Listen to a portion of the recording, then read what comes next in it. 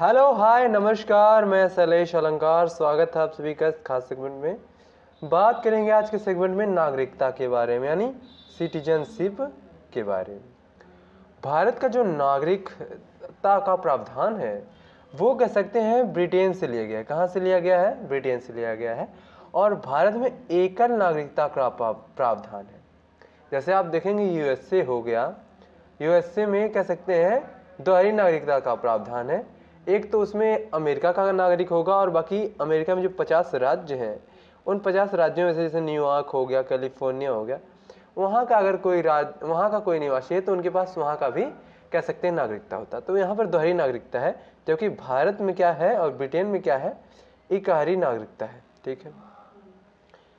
वहीं अगर बात करें हम लोग, भारत में नागरिकता प्राप्त करने के कितने तरीके हैं? 5 प्रकार है, यानी 5 तरीके से भारत में कोई भी नागरिकता प्राप्त कर सकता है। जैसे पहला जो है लिखा हुआ है बर्थ से, यानी जन्म से, बाय बर्थ यानी जन्म से इंसान कैसे पा सकता है, नागरिकता पा सकता है। ये नागरिकता कुछ ऐसा है कि यदि भारत में, ये संविधान में हमारे उल्लेख है, भारत किसी का भी जन्म 26 जनवरी 1950 को या उसके बाद हुआ हो, अर्थात 26 जनवरी के दिन हुआ हो या उसके आने वाले जो समय है उस पे हुआ हो, तो वह भारत का क्या होगा? वह नागरिक होगा, बशर्ते जन्म भारत में ही होना चाहिए। ऐसा नहीं कि ऐसा संविधान में लिख दिया तो नेपाल में भी कोई जन्मा तो वो भारत का नहीं। भारत की धरती पे जन्मा हुआ व्यक्ति 26 जनवरी 1950 या 26 जनवरी 1950 के बाद अगर कोई भी भारत की धरती पे जन्म ले रहा है तो भारत का नागरिक कहलाएगा। अब इसका बहुत लोग गलत इस्तेमाल भी करने लगे, गलत कह सकते हैं, इसका फायदा उठाने लगे। जैसे क्या फायदा उठाने लगे वे आगे पता चलेगा। यहाँ पे लिखा हुआ है कि विदेशी राजनयिकों के बच्चे, हाँ इस बात को यहाँ समझेंगे, नोट यहाँ पर क्या कह रहा है, विदेशी राजनयिकों के जन्मे बच्चे भारत में, इन्हें भी नागरिकता मिल जाया करता था जब ये बात संविधान में उल्लेख किया गया। और इससे क्या होता था, शत्रु जो देश है जैसे पाकिस्तान हो गया, चीन हो गया, यहाँ के लोग क्या कहते थे, जो वहाँ की गर्भवती महिलाएं हुआ करती थी, वो भारत में जब आती 9वां महीना या 8वां महीना, तो उस समय जब उनका बच्चा भारत की धरती पे जन्म लेता तो उन्हें भी भारत की नागरिकता मिल जाती। और इसी चीज को रोकने के लिए एक कह सकते हैं नियम आया। क्या नियम आया देखेंगे।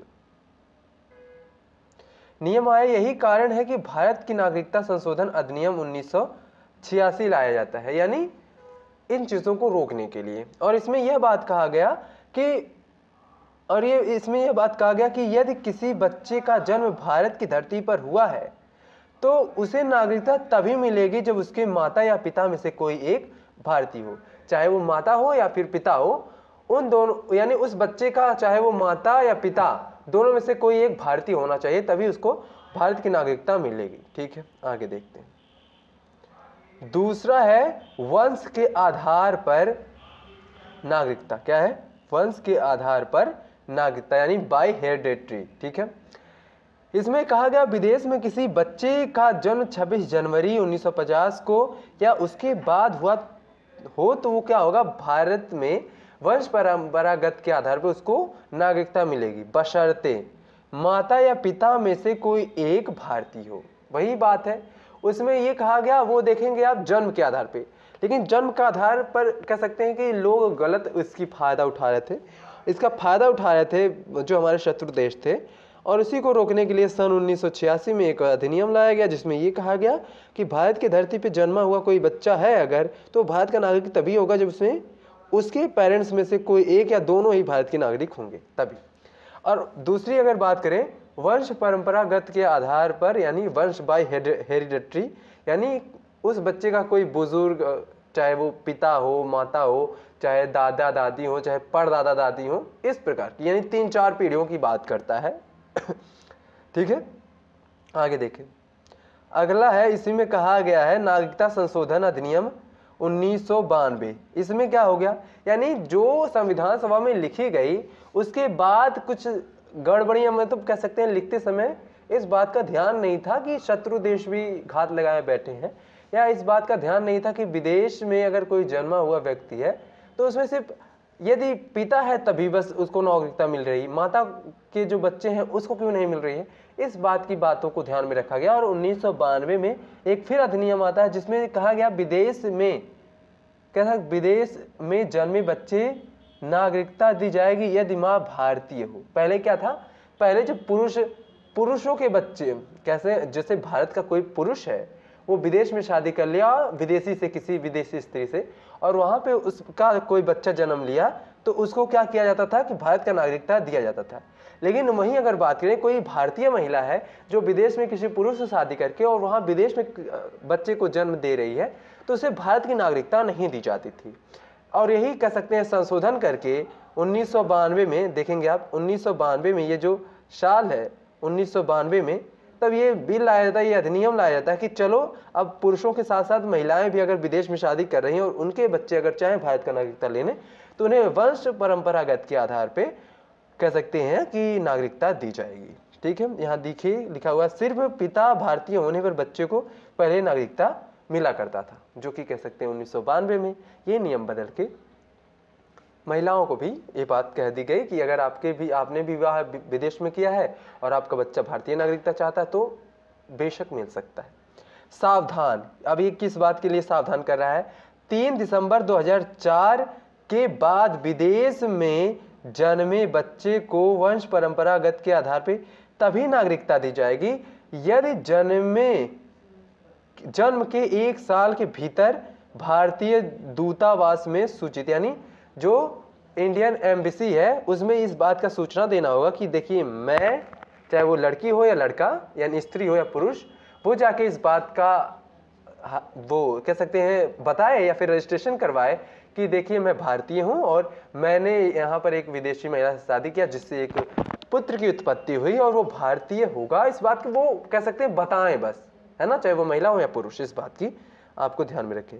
कराना होगा और पंजीकरण कराना होगा, यानी सूचित करना होगा या पंजीकरण कराना होगा उसके बाद, ताकि इस बात का ध्यान में रहे कि हाँ वो जो लड़का है या वो जो बच्चा है वो भारतीय है 1 साल के भीतर।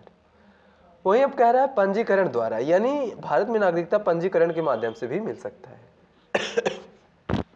जैसे पंजीकरण के माध्यम से कैसे मिल सकता है, पंजीकरण के माध्यम से आपको आवेदन करना होगा, क्या करना होगा, आवेदन करना होगा, और ये जो तिथि है 5 से 7 वर्षों तक भारत में निवास करना चाहिए तभी आवेदन किया जा सकता है, यानी भारत में पहले 5 से 7 साल तक आप रहिए उसके बाद जाके आप पंजीकरण कराइए, आपको नागरिकता मिल जाएगी। आप देखेंगे यहाँ पर कह रहा है विदेशी महिलाएं जो भारतीय पुरुष से विवाह अच्छा 2 बार है, कर गए 2 बार हो गया, कर चुकी हैं या करने वाली हैं, पंजीकरण से ही उनको नागरिकता मिल सकती है। ठीक है, यानी जो भारत में विदेशी महिलाएं हैं जैसे सचिन की सीमा आई हैं उन्हें पंजीकरण के माध्यम से ही कह सकते हैं नागरिकता मिलेगी या देशीयकरण के माध्यम से नागरिकता मिल जाएगी। आगे देखिए,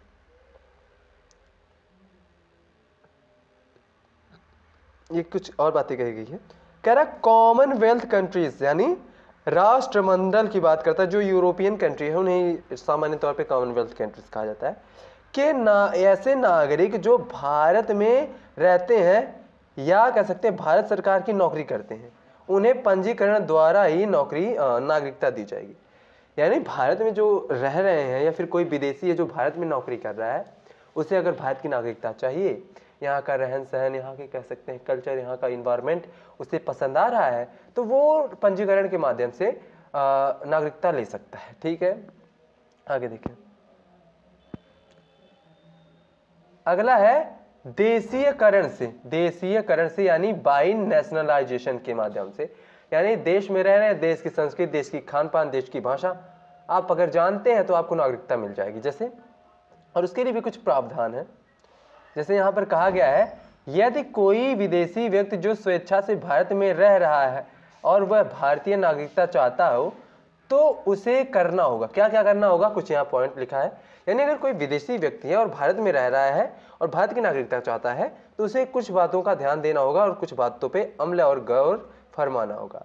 जैसे इसमें कहा गया 11 वर्ष तक भारत में रहना होगा, सतत या असतत, चाहे आप कंटिन्यूअस रह सकते हैं या फिर इनकंटिन्यूअस रह सकते हैं, मतलब लगातार होता नहीं कि लगातार आप हैं और या फिर 2 महीने रहे फिर 4 महीने विदेश में अपने यहाँ रहे फिर 2 महीने रहे फिर ऐसे इस प्रकार के असतत उसको कहते हैं। और सतत मतलब कंटिन्यूअस की बात हो रही है। अगर आप 11 वर्ष से भारत में रह रहे हैं तो इसमें आप देखेंगे 10 साल तो आपको, चाहे 10 साल तक, यहाँ पर इस बात को ध्यान रखेंगे, 10 साल तक आप असतत भी रह सकते हैं, कोई दिक्कत नहीं है। 10 साल तक आप क्या कर सकते हैं, इन कंटिन्यूअस रह सकते हैं, या फिर कह सकते हैं कि आप कंटिन्यूअस भी रह सकते हैं। यानी 10 साल का कोई मायना नहीं है। आप आए भारत में 1-2 महीना रहे फिर गए फिर 2-1 महीना रहे फिर, इस प्रकार से चीज़ें आप असत हो गया।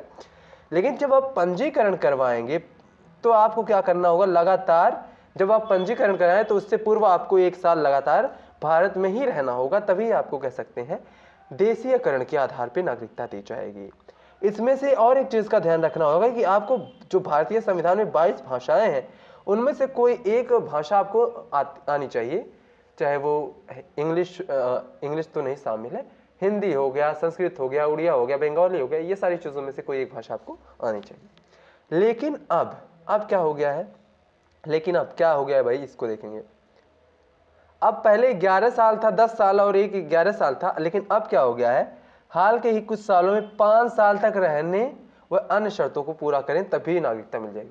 यानी वो जो समय सारणी है 11 साल, अब वो 5 साल भी माने है। ठीक, अब देखेंगे, कह रहा है भूमि अर्जन द्वारा, किसके द्वारा, भूमि अर्जन द्वारा, यानी बाई लैंड एक्विजिशन के माध्यम से।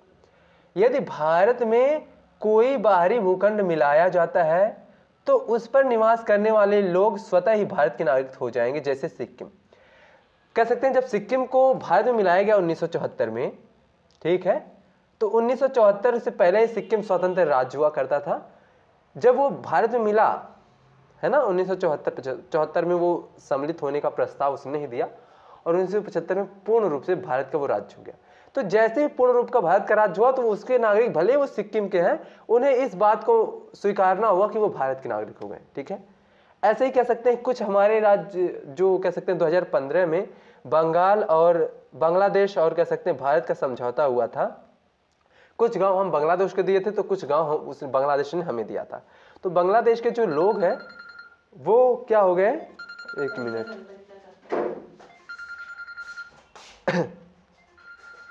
ठीक है, तो इस प्रकार की चीजें वो भारत के नागरिक कहलाएंगे। आगे देखेंगे, अब यहां पर हम देखेंगे कि भारत में नागरिकता भंग, नागरिकता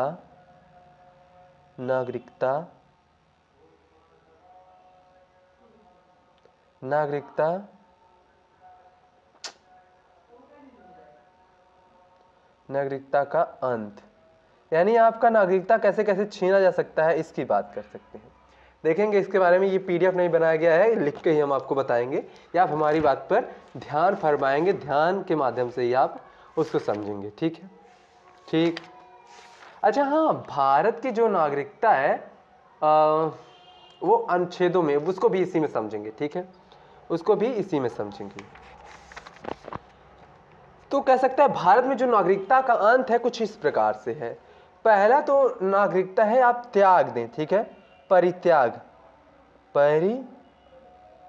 के माध्यम से। अगर आप भारत की नागरिकता त्यागना चाहते हैं तो परित्याग के माध्यम से भी कह सकते हैं, जिसे कह सकते हैं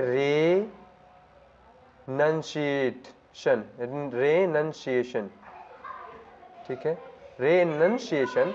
दूसरा है, देखेंगे परित्याग का मतलब है स्वयं ही त्याग दें, उसको परित्याग कहेंगे। और दूसरा है पर्यावसान।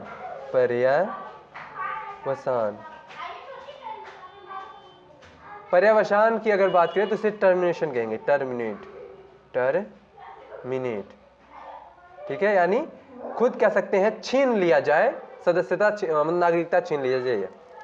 तीसरा है कह सकते हैं वंचित किया जाना, वंचित किया जाना, यानी जैसे आप दूसरे देश की नागरिकता ग्रहण कर ले रहे हैं, तो वो आप खुद भारतीय नागरिकता से वंचित हो जाएंगे। लेकिन इसमें भी कुछ प्रावधान है जो आगे आपको सुनने और पढ़ने को मिलेंगे। ठीक है, यानी ये क्या है, आपने खुद छोड़ दिया है, ये कहने का मतलब है। हाँ, मतलब माफ करें, ये खुद आपने छोड़ दिया है, परित्याग कर दिया है, तो रिएंशिएशन हो गया। पर्यावसान मतलब टर्मिनेट आपको कर दिया गया है, और दूसरा वंचित किया जाना, आप मतलब किसी दूसरे देश का नागरिकता ले लिए हैं तो यहाँ की नागरिकता खुद ब खुद छूट जाएगी। इस बात को ध्यान में रखेंगे, ठीक है। अब अगर हम देखें, इसी पेज पे देखें तो हाँ, ये इस बात को आप कैसे कैसे आप छीन सकते हैं। अगर आप स्वयं त्याग दें तभी ये कह सकते हैं आपका जो नागरिकता है वो खत्म हो जाएगी। आपसे अगर छीन लिया जाए, जैसे छीनने का मतलब है देशद्रोह, देश आप द्रोही हूँ, देशद्रोही हूँ, तो आपको छीन लिया जाएगा, आपकी जो सदस्यता है वो नागरिकता जो है वो छीन ली जाएंगी। आपने दूसरे देश की नागरिकता ग्रहण कर ली, अमेरिका चीन उनका, तो आपकी नागरिकता यहाँ भारत से खत्म हो जाएगी। इसके कुछ प्रावधान है, जैसे पहला प्रावधान है कैसे कैसे छूट सकता है, संविधान के प्रति, संविधान के प्रति अनिष्ठा दिखाने पर, अनिष्ठा दिखाने पर, यानी संविधान के प्रति आप अनिष्ठा दिखा रहे हैं तभी आपकी नागरिकता जाने का खतरा रहता है। युद्ध काल में शत्रु की सहायता करना, दूसरा है भारत में आप रहते हैं लेकिन युद्ध काल के दौरान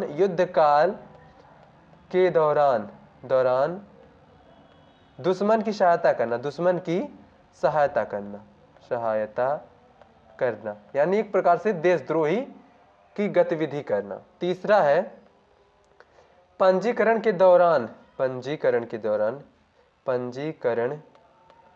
दौरान, यानी कोई लोग भारत में नागरिकता ले रहना चाह रहे हैं और वो पंजीकरण करवा चुके हैं, या कह सकते हैं देशीयकरण के द्वारा, पंजीकरण हो या देशीयकरण हो, इसके माध्यम से देखेंगे। एक मिनट आप रुक जाएंगे चलिए कोई बात नहीं। इसके माध्यम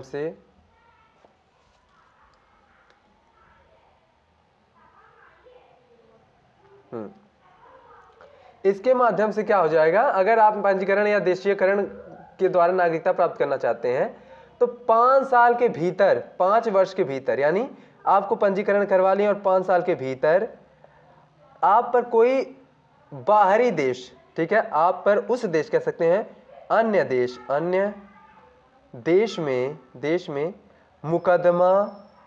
मुकदमा या 2 साल से आप जेल में सजा पाए हो तो आपकी नागरिकता छीन ली जाएगी। यानी भारत को नहीं पता है कि आप कह सकते हैं कि विदेश में सजा काट रहे हैं या फिर आप पे मुकदमा या ऐसा कुछ है, गंभीर आरोप है, तो उस दरमियान अगर आप भारत को नागरिकता ले चुके हैं तब भी आपको टर्मिनेट कर दिया जाएगा अगर ऐसा पाया जाता है तो, ठीक है, ठीक।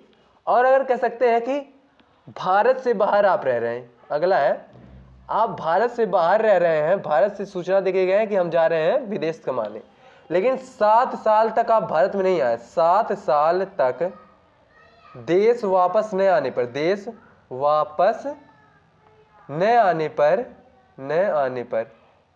पर आपकी सदस्यता क्या हो जाएगी, रद्द कर दी जाएगी। इस बात को आप ध्यान में रखेंगे, ठीक है, क्लियर है।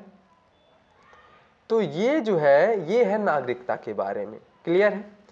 अगले सेगमेंट में हम देखेंगे कि अनुच्छेद 5 से लेकर अनुच्छेद 11 क्या कहता है, इस बात को आपको ध्यान में लाने की कोशिश करेंगे। फिलहाल आज के लिए बस इतना ही, मिलते हैं कल, तब तक के लिए पढ़ते रहिए, बढ़ते रहिए, नमस्कार।